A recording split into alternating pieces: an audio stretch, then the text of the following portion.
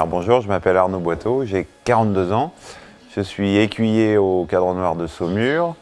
Je monte Coriano ENE JO JEM qui a 12 ans, qui appartient donc à l'IFCE et qui est en lice, comme plusieurs autres, pour une éventuelle sélection aux Jeux Olympiques de Rio cette année.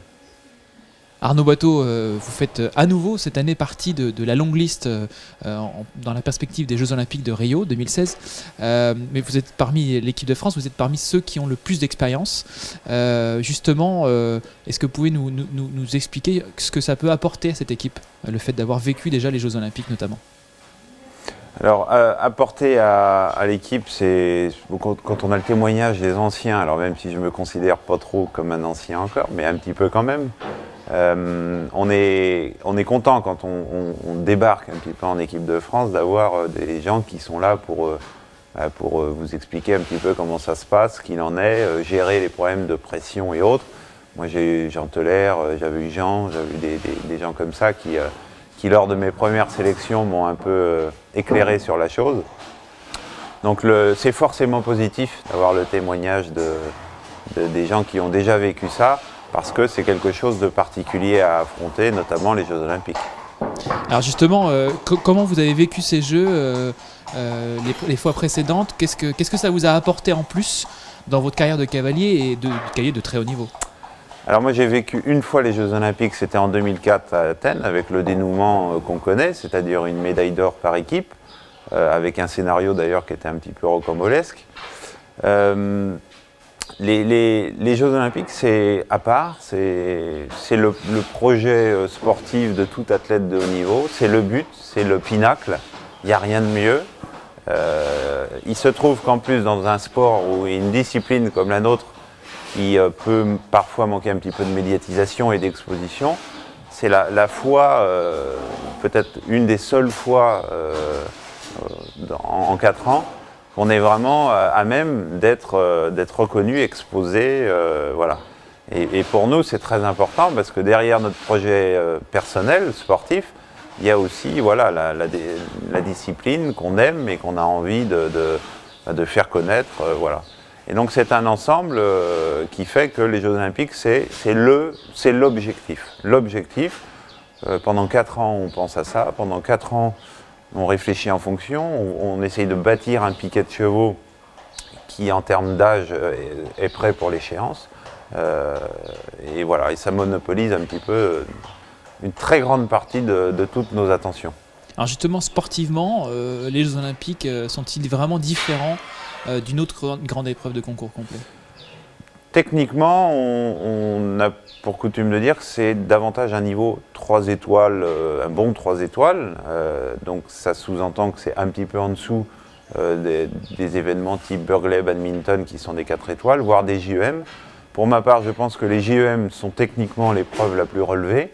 Les JO, pour des soucis organisationnels, sécurité, ouverture aux nations, à toutes nations, y compris les moins fortes, ont pour souci, et c'est très bien, d'une très grande sécurité, et donc qui explique que la conception des crosses est probablement un peu plus abordable que ne le sont celles des JEM par exemple. Donc il n'en reste pas moins que ça reste une compétition de très haut vol, puisque aussi bien sur les épreuves de dressage et de saut d'obstacle, on est sur des normes maximales, et que cette vision qu'on a, nous, des Jeux Olympiques comme étant l'objectif absolu, c'est évidemment la même que les autres, et que ceux qui sont bons, c'est-à-dire les Allemands, les Anglais, les Américains, Australiens et autres. Donc c'est une compétition très relevée, très très relevée, où tout le monde donne le meilleur, ça on peut en être sûr, sur un format qui est peut-être un tout petit peu plus accessible que les autres. Alors comme vous le disiez, les Jeux Olympiques se préparent 4 ans à l'avance, même parfois plus. Depuis 4 ans, qu'est-ce qui s'est passé au sein de votre piquet? Comment vous avez justement préparé ces chevaux pour la relève? Alors moi j'ai donc, lorsque Expo du Moulin, le cheval qui m'a permis d'accéder à de nombreuses sélections, a pris sa retraite, j'ai eu la chance de croiser le chemin de Coriano, que l'IFCE a acquis il y a quelques années maintenant, dans le but justement de participer via ses écuyers au rayonnement de l'établissement sur le plan sportif et de fournir les équipes de France. Donc j'ai eu la chance avec lui de participer au championnat d'Europe de 2013 à Malmö, où ça s'était bien passé en individuel. J'ai eu ensuite l'année précédente un podium en CCI 4 étoiles à Pau. Et j'ai loupé par contre la sélection l'année dernière au championnat d'Europe pour cause d'une ou deux contre-performances à mi-saison qui faisaient que c'était pas notre couple avec Coriano n'était pas suffisamment fiable pour aborder une échéance qui avait une importance majeure puisqu'il s'agissait de requalifier l'équipe de France pour les Jeux. Il n'en reste pas moins donc que le cheval pour l'instant va bien, qu'il est toujours incorporé à la liste JOGEM. C'est un cheval qui a beaucoup de qualités, notamment très bon sauteur, très rapide sur le cross, donc avec qui on peut avoir de bons espoirs. Et puis depuis, son demi-frère, donc Sultan de la Motte, qui a 2 ans de moins, qui a donc 10 ans, n'appartient pas à la liste JOGM, mais par contre est en passe de devenir ou d'accéder au même niveau. Ça passera cette année par une participation en CCI 3 étoiles.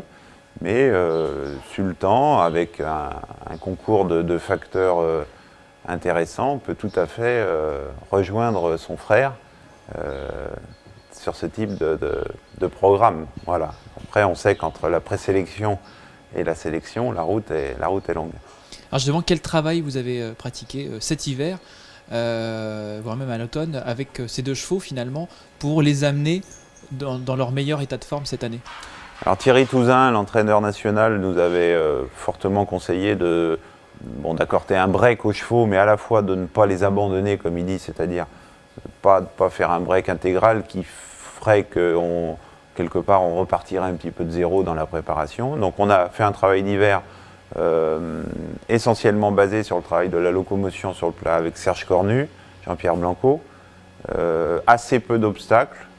Et puis un travail de préparation musculaire, un peu de foncier, de manière à ce que les chevaux soient musculairement suffisamment aptes à supporter les efforts qu'on va leur demander cette année, avec des programmes de compétition personnalisés à la carte, de manière à monter en puissance vers l'événement. Alors justement, on va parler de Coriano, puisque c'est celui qui figure sur la liste JOGM. Quelles sont ses qualités, quels sont peut-être ses points faibles aussi, et finalement, où est-ce qu'il pourra faire la différence? Alors c'est un cheval donc, qui est dans la plénitude de l'âge, puisqu'il a 12 ans. On considère qu'entre 12 et 14 ans, un cheval de sport est au maximum de ses possibilités techniques, parce qu'il est assez savant normalement, et physiologique, parce qu'il est comparable à l'athlète humain qui est autour de 25-30 ans.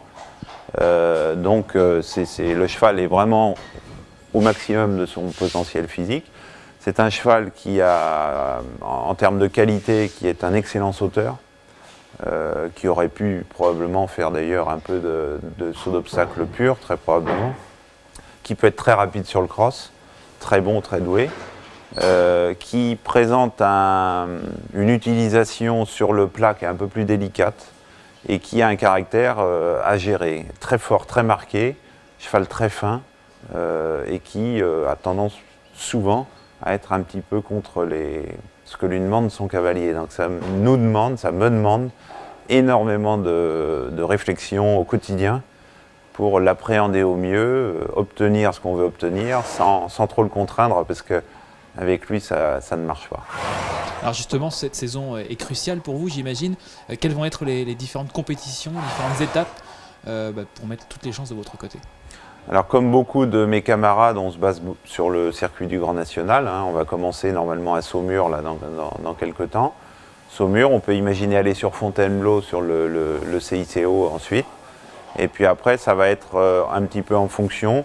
Il n'est pas impossible que j'ai à refaire mes preuves sur un format long de type 4 étoiles au printemps, qui pourrait être l'Humulène. C'est un choix qui est possible, à l'heure où on parle. Alors vous êtes confiant en cette année olympique?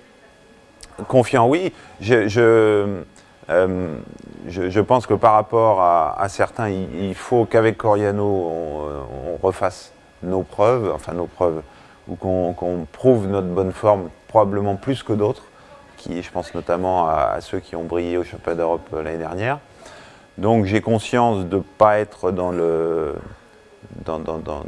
les toutes premières chances à l'heure où on parle, mais que je connais suffisamment ce sport et la manière dont ça se déroule pour imaginer que tout ça puisse évoluer en fonction de différents facteurs. Mais la constante, c'est d'être performant avant de savoir ce que font les autres. Donc on va s'y atteler.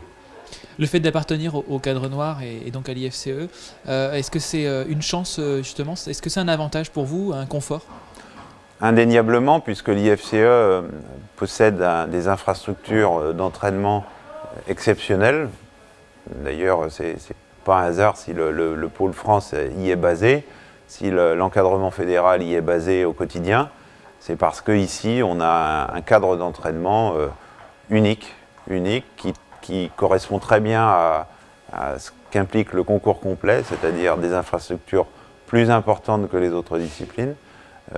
Et puis la possibilité de préparer pour nous, les écuyers, je pense à Thibaut Valette, mon collègue, la compétition de manière relativement sereine, même si au sein de l'IFCE, elle prend sa place évolue et qu'elle n'est plus au centre de tous les objectifs au profit de la formation. Voilà. Mais il serait indélicat de dire qu'on n'a pas de bonnes conditions de préparation. Alors justement, Thibaut Valette s'est révélé l'année dernière aux yeux du public presque, bon, en tout cas européen, ou en tout cas, c'était un peu la révélation de l'année. Comment ça se passe entre vous? Est-ce que vous justement, vous donnez des conseils, vous vous entraidez, ou est-ce qu'il y a un esprit de compétition? Non, alors des conseils non, parce qu'on a, en termes de ressources ici humaines par rapport à l'entraînement, on est extrêmement bien doté, parce qu'entre la cellule fédérale et l'apport des autres écuyers en interne, chacun trouve son compte très largement pour travailler sur le plat, sur les barres, etc. Par contre, à l'abord des compétitions, et ne serait-ce que pour organiser les déplacements ensemble, on a tendance à planifier un petit peu des séances dans les mêmes temps, et puis au moment de la compétition, d'échanger évidemment, probablement plus qu'avec d'autres, tout simplement parce qu'on est de la même maison. Quand on a déjà gagné l'or olympique, est-ce qu'on rêve encore d'y retourner, ou est-ce que pour vous c'est quelque chose de déjà fait? On rêve d'y retourner parce que on sait que c'est difficile, c'est très difficile d'y accéder, alors gagner encore plus, mais comme on le disait au début, c'est quand même pour ça qu'on se lève le matin. C'est-à-dire quand on a décidé de sacrifier un petit peu sa vie, parce qu'il y a un petit peu de ça quand même pour le sport de haut niveau, on tend vers ça en permanence. Donc les avoir connus une fois, c'est bien, deux fois, c'est sûrement mieux. On vous le souhaite en tout cas. Très bonne saison, Arnaud. Merci beaucoup.